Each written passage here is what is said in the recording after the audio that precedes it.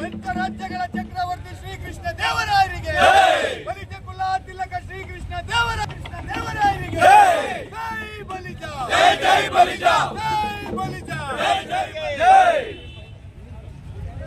ಚಾಲನೆ ನೀಡಿದ್ದಾರೆ.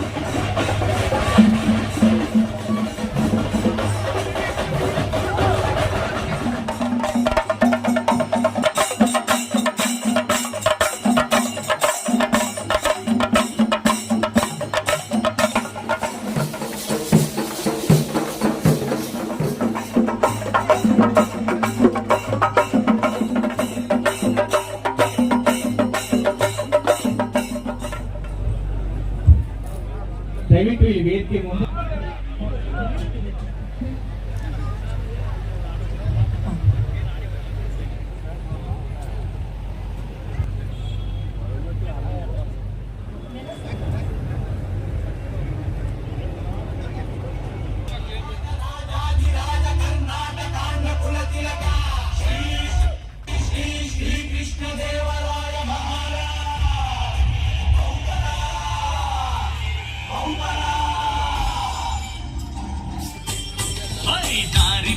ದಾರಿ ಬಿಡಿರಿ, ದಾರಿ ಬಿಡಿದ ಬಳೆಗಳ ತಂದಂತ ತಾತ್ಮಿಗೆ ಭಕ್ತಾರೆ ಶಿರವ ಬಾಗಿರಿ, ಭಕ್ತಾರೆ ಶಿರವ ಬಾಗಿರಿ.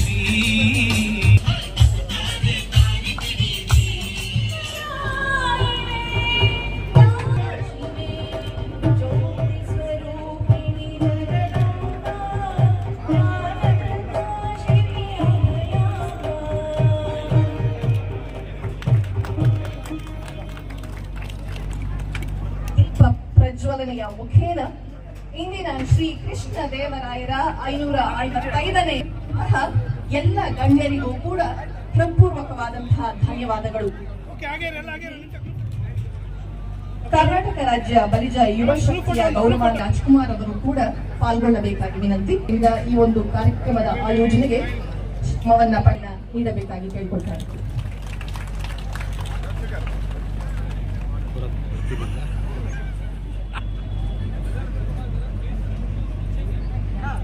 ಡೈನಾಸ್ಟಿ ಅಂತ ಅಂತಕ್ಕಂಥ ಒಂದು ಪ್ರಾರಂಭದಲ್ಲೇ ಅವರು ಕೂಡ ವೈಶ್ಯರ ಒಂದು ವಂಶದಲ್ಲಿ ಬಂದಿರತಕ್ಕಂಥವ್ರು.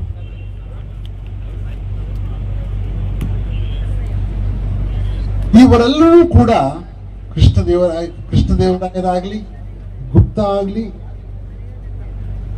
ಮತ್ತು ಶ್ರೀಕೃಷ್ಣ ಪರಮಾತ್ಮ ದ್ವಾಪರಯುಗದಿಂದ ಅಲ್ಲಿಂದ ನೀವು ತಗೊಂಡ್ರೆ ಎಲ್ಲ ವೈಶ್ಯದ ವಂಶದಲ್ಲಿ ಬಂದಿರತಕ್ಕಂಥವ್ರು, ಆಳ್ವಿಕೆಯನ್ನು ಮಾಡಿರ್ತಕ್ಕಂಥವ್ರು, ಧರ್ಮವನ್ನ ಕೊಟ್ಟಿರ್ತಕ್ಕಂಥವ್ರು, ಧರ್ಮ ಏನು ಅಂತ ತಿಳುವಳಿಕೆ ಕೊಟ್ಟಿರ್ತಕ್ಕಂಥವರು ಈ ಒಂದು ವೈಶ್ಯರ ಒಂದು ವಂಶ. ಸಂತರು ಕೂಡ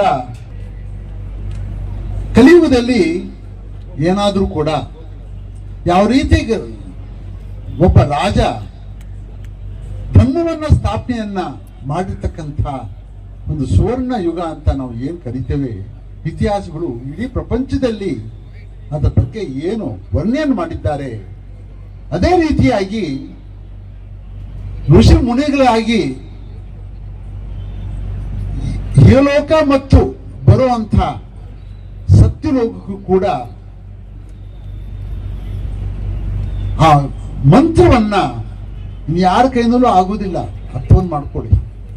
ಒಂದು ಮಂತ್ರ ಕೊಡಬೇಕಾದ್ರೆ ಋಷಿ ಮುನಿಗಳು ಮಾತ್ರ ಕೊಡಕ್ ಸಾಧ್ಯವಾಗ್ತದೆ. ಆದರೆ ಯಾರಪ್ಪ ಕೊಟ್ಟಿದ್ದಾರೆ? ಯಾರು ಮಂತ್ರವನ್ನ ಕೊಡುವಂತವ್ರಿಗೆ ಅವರು ನಾವು ಏನು ಕರಿತೀವಿ ಅಂದ್ರೆ ಮಂತ್ರದಿಷ್ಟಾರರು ಅಂತ ಕರಿತೀವಿ. ಮಂತ್ರವನ್ನ ಕೊಡುವಂತ ಶಕ್ತಿ ಅವ್ರು ಮಾತ್ರ ಇರ್ತದೆ. ಅವರು ಋಷಿ ಮುನಿ ಮಾತ್ರ ಇದೆ. ಅವರು ಯೋಗಿ ನಾರಾಯಣರು. ಯಾರಿಗೂ ಕೊಡೋಕಂತ ಸಾಧ್ಯವಾಗುವುದಿಲ್ಲ. ಯಾರು ಸಂತರು ಬಂದಿಲ್ಲ. ಈ ಮಂತ್ರವನ್ನ ಬದಲಾವಣೆ ಮಾಡುವಂತ ಮೂಲ ಮಂತ್ರಕ್ಕೆ ಯಾರು ಮುಟ್ಟೋದಕ್ಕೆ ಸಾಧ್ಯವಿಲ್ಲ. ದೇವರಾಯರು ಬಂದ್ರು, ಆ ನಾರಾಯಣ ಯತೀಂದ್ರರು ಬಂದಿದ್ದಾರೆ. ಅದೇ ವಂಶದಲ್ಲಿ ಬಂದಿರತಕ್ಕಂಥವ್ರು. ಮೂಲ ಯಾವುದು? ಮೂಲ ನಾರಾಯಣನೇ. ಆ ವಿಷ್ಣು ವಂಶದಲ್ಲಿ ಬಂದಿರತಕ್ಕಂಥ ಈ ಮೂಲ ಎಲ್ಲರೂ ಅದರಲ್ಲೇ ಬಂದಿದ್ದಾರೆ. ಅವರ ಆಳ್ವಿಕೆ ಬರೇ ಧರ್ಮ ಅಂದ್ರೆ ಅಷ್ಟೇ ಅಲ್ಲ, ರಾಜ್ಯವನ್ನ ಬೆಳೆಸಬೇಕು. ಮೊದಲು ಬೆಳೆಸಬೇಕು, ಬೆಳವಣಿಗೆ ಆಗಬೇಕು, ಸಂಪತ್ತಿನಲ್ಲಿ ಮೆರಿಬೇಕು, ಧರ್ಮವನ್ನ ಸ್ಥಾಪನೆ ಮಾಡಬೇಕು. ಈ ಮೂರು ಇಲ್ಲದೆ ಇದ್ರೆ ಅದು ಸುವರ್ಣ ಯುಗ ಆಗೋದಿಲ್ಲ. ದೇಶದಲ್ಲಿ ಏನಾದ್ರೂ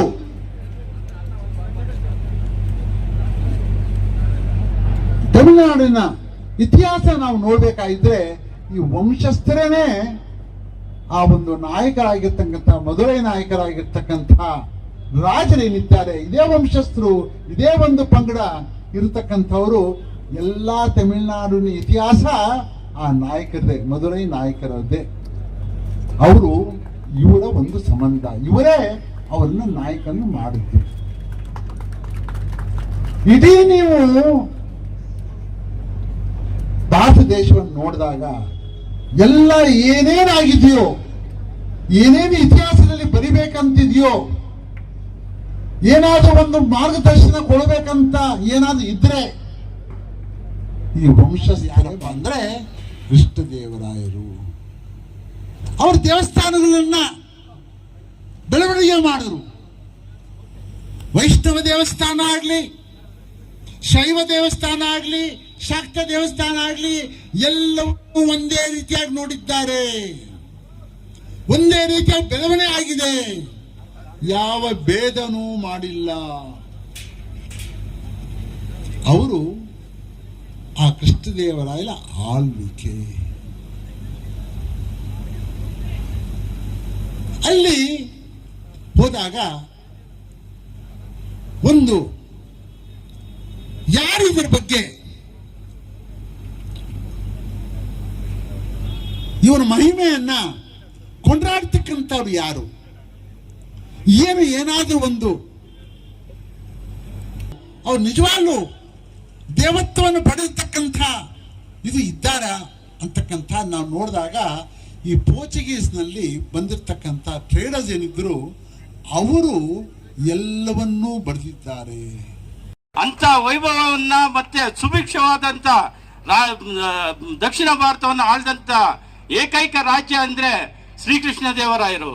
ಅಂತ ರಾಜ್ಯನನ್ನ ಇವತ್ತು ನಮ್ಮ ಕರ್ನಾಟಕದಲ್ಲಿ ಮನವಿಯನ್ನು ಕೊಡ್ತಾ ಇದ್ದೇವೆ. ಹಾಗೆ ಅವ್ರಿಗೆ ಎಚ್ಚರಿಕೆಯನ್ನು ಕೊಡ್ತಾ ಇದ್ವಿ. ಮುಂದಿನ ದಿನಗಳಲ್ಲಿ ತಾವು ಬೇರೆ ಎಲ್ಲ ಜಯಂತಿಗಳನ್ನು ಮಾಡ್ತಾ ಇದ್ದೀರಾ, ಅದಕ್ಕೆ ನಮ್ದು ಏನು ಅಭ್ಯಂತರ ಇಲ್ಲ. ಆದ್ರೆ ದಕ್ಷಿಣ ಭಾರತವನ್ನೇ ಆಳಿ ಮೆರೆದು ಮತ್ತೆ ಇಡೀ ವೈಭವವನ್ನ ಕಾಪಾಡಿದಂತ ಶ್ರೀಕೃಷ್ಣ ದೇವರಾಯರವರ ಜಯಂತಿಯನ್ನು ಸರ್ಕಾರದಿಂದ ಅತಿ ಹೆಚ್ಚಲ್ಲಿ ನೀವು ಆಚರಣೆ ಮಾಡಬೇಕು ಅಂತ ನಾನು ಈ ವೇದಿಕೆಯಿಂದ ಕರೆ ಕೊಡ್ತಾ ಇದ್ದೇನೆ. ಬಂಧುಗಳೇ, ತಮ್ಗೆಲ್ಲ ಗೊತ್ತಾಗಿರಬೇಕು, ವಿಜಯನಗರದ ಸಾಮ್ರಾಜ್ಯದಲ್ಲಿ ಇವತ್ತು ನಾವು ಬೀದಿಗಳಲ್ಲಿ ಏನು ತರಕಾರಿಯನ್ನು ನಾವು ತಕ್ಕಡಿಯಲ್ಲಿ ಮಾರ್ತಾ ಇದ್ವೋ, ಆ ರೀತಿ ಅಂದಿನ ಕಾಲದಲ್ಲಿ ವಿಜಯನಗರದ ಸಾಮ್ರಾಜ್ಯದಲ್ಲಿ ನಾವು ವಜ್ರ ವೈಡೂರ್ಯವನ್ನ ಸೇರೆಗಳಲ್ಲಿ ಆಳ್ತಾ ಇದ್ದಂತ ಚಕ್ರವರ್ತಿ ಕಾಲ ಅಂದ್ರೆ ಅದು ಶ್ರೀಕೃಷ್ಣ ದೇವರಾಯರ ಕಾಲದಲ್ಲಿ. ಅಂತ ವೈಭವ ಮತ್ತೆ ನಾವು ಎಂದು ನೋಡಕ್ಕೆ ಸಾಧ್ಯ ಇಲ್ಲ. ಹಾಗಾಗಿ ಶ್ರೀಕೃಷ್ಣ ದೇವರಾಯರನ್ನ ನಾವು ಮತ್ತೆ ಇಡೀ ದಕ್ಷಿಣ ಭಾರತ ಇವತ್ತು ಸ್ಮರಣೆ ಮಾಡುವಂತ ಕಾಲ ಇವತ್ತು ನಮ್ಗೆ ಒದಗಿ ಬಂದಿದೆ. ಅವ್ರನ್ನ ನಾವು ಪ್ರತಿ ವರ್ಷ ಅತಿ ಹೆಚ್ಚಿನ ಸಂಖ್ಯೆಯಲ್ಲಿ ಅವ್ರನ್ನ ಆಚರಣೆ ಮಾಡಬೇಕು, ಅವ್ರ ಸ್ಮರಣೆ ಮಾಡಬೇಕು ಅಂತ ನಾನು ಕೇಳ್ತಾ ಇದ್ದೀನಿ. ಮತ್ತೆ ಈಗ ಇನ್ನೊಂದು ವಿಷಯ ಹೇಳ್ಬೇಕಾದ್ರೆ ಬಂಧುಗಳೇ, ತಮ್ಗೆಲ್ಲರಿಗೂ ಗೊತ್ತಾಗಿರ್ಬೇಕು, ನಾವು ಬಲಿಜ ಜನಾಂಗ 1994ರಲ್ಲಿ 2A ಅನ್ನು ಕಳ್ಕೊಂಡಿದ್ವಿ. ನಾವು ಮೊದಲಿನಿಂದ ಎಲ್ಲಾ ನೋಟಿಫಿಕೇಶನ್ ನಾವು 2A ನಲ್ಲಿ ಇದ್ದೀವಿ. 2A ನಲ್ಲಿ 3 ಪಂಗಡ ಇದೆ, backward, more backward and most backward ಅಂತ. ಆದ್ರೆ ನಾವು ಎಲ್ಲಾ ನೋಟಿಫಿಕೇಶನ್ಸ್ ಅಲ್ಲಿ ಮೋರ್ ಬ್ಯಾಕ್ವರ್ಡ್ ಅಲ್ಲೇ ಇದ್ದೀವಿ. ಇವತ್ತು ಆ ನೋಟಿಫಿಕೇಶನ್ ಅಲ್ಲಿ ಮೋರ್ ಬ್ಯಾಕ್ವರ್ಡ್ ಅಂತ ಇದ್ದೀವಿ. ಆದ್ರೆ ನಮ್ಮ ರಾಜ್ಯ ಸರ್ಕಾರ ತನ್ನ ಸ್ವಾರ್ಥಕ್ಕೋಸ್ಕರ ಕೆಲವು ರಾಜಕಾರಣಿಗಳನ್ನು ನಮ್ಮನ್ನ 1994ರ 2A ಇಂದ ತೆಗೆದು 3Aಗೆ ಹಾಕಿದ್ರು. ನಂತರ ಎಂದೂ ನಮ್ಮನ್ನ 2A ನಲ್ಲಿ ಮುಂದುವರಿಸಿಲ್ಲ. ಆದ್ರೆ ನಾವು ಅದಕ್ಕೆ ಹೋರಾಟ ಮಾಡಿ 1910ರಲ್ಲಿ ಇದೇ ಕಾಲೇಜ್ ಮೈದಾನದಲ್ಲಿ ಪ್ರಥಮ ಬಾರಿಗೆ ಸುರೇಂದ್ರ ಬಾಬು, KT ರಾಜ್ಕುಮಾರ್ ಮತ್ತು KR-ಪುರದ ಯುವ ಶಕ್ತಿ, ಯುವ ಮಿತ್ರರು ಮತ್ತೆ ನಾವು ಸಹೋದರರು ಇದೇ ವೇದಿಕೆಯಲ್ಲಿ ಮೊದಲ ಬಾರಿಗೆ ನಾವು ಒಂದು ಸಮಾವೇಶನ ಆಚರಣೆ ಮಾಡಿದ್ವಿ.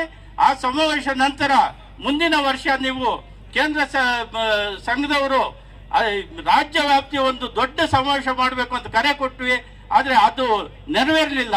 ಹಾಗಾಗಿ ಮತ್ತೆ ನಾನು KT ರಾಜ್ಕುಮಾರ್ ಮತ್ತೆ ಕೃಷ್ಣರಾಜಪುರ ಸಹೋದರರು ಮತ್ತೆ ನಾವು 2011ರಲ್ಲಿ ಮತ್ತಿನ್ನೊಂದು ಸಮಾವೇಶ ಮಾಡಿ ಆ ಸಮಾವೇಶದಲ್ಲಿ ನಾವು ಎಜುಕೇಶನ್ಗೆ ರಿಸರ್ವೇಶನ್ ಪಡ್ಕೊಂಡಿದ್ದೆ, 2A ರಿಸರ್ವೇಶನ್ ಅನ್ನ.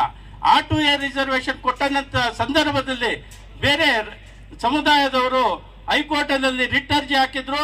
ಆ ರಿಟ್ ಅರ್ಜಿಯನ್ನು ನಾವು ಸಮರ್ಥವಾಗಿ ಅದನ್ನ ಚಾಲೆಂಜ್ ಮಾಡಿ ಅದನ್ನ ಮನಗಟ್ಟು ಮಾಡಿ ಕೋರ್ಟ್ಗೆ, ಆವಾಗ ಕೋರ್ಟ್ ಅದನ್ನ ಎತ್ತಿ ಹಿಡ್ತಿದೆ. 2A ನಮ್ಗೆ ಕೊಟ್ಟಂತ ಎಜುಕೇಶನ್ ಕೊಟ್ಟಂತ ಸರ್ಕಾರ ಕೊಟ್ಟಂತ ತೀರ್ಪನ್ನ ಎತ್ತಿ ಅಭಿವೃದ್ಧಿಗೆ ಶ್ರಮಿಸುತ್ತಿದ್ದಂತಹ ಸನ್ಮಾನ್ಯ ರವರಿಗೆ ಗೌರವವನ್ನ ಸಮರ್ಪಿಸಲಾಗುತ್ತಿದೆ.